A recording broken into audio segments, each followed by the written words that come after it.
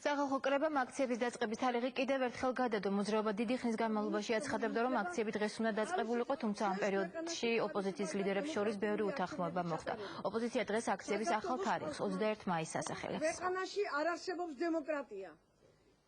რეჟიმი აღმასრულებელი საბჭო ადგენს 2011 წლის 21 მაისს თბილისის სამოქალაქო წინააღმდეგობის კომიტეტებმა უზრუნველყოფ მხარდაჭერთა შეკრება ფილარმონიის წინ.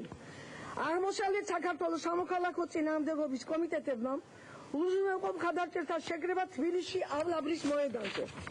დასავლეთ საქართველოს სამოქალაქო წინააღმდეგობის კომიტეტებმა უზრუნველყოფ მხარდაჭერთა შეკრება თბილისში ვარდების მოედანზე. თავ შეყრის სამივე ადგილიდან გაიმართოს კოლონოთა მსვლელობა თავისუფლების მოედნის მიმართულებით.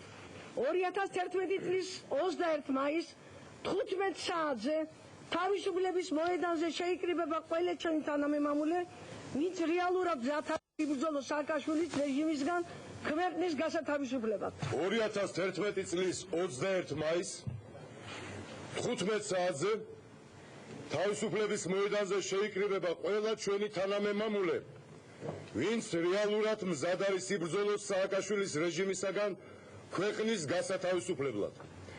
პარალელურ რეჟიმში აჭარისა და გურიის სამოქალაქო წინააღმდეგობის რაიონული კომიტეტები უზრუნველყოფენ მხარდამჭერთა შეკრებას და აქციის გამართვას ბათუმში ერას მოედანზე.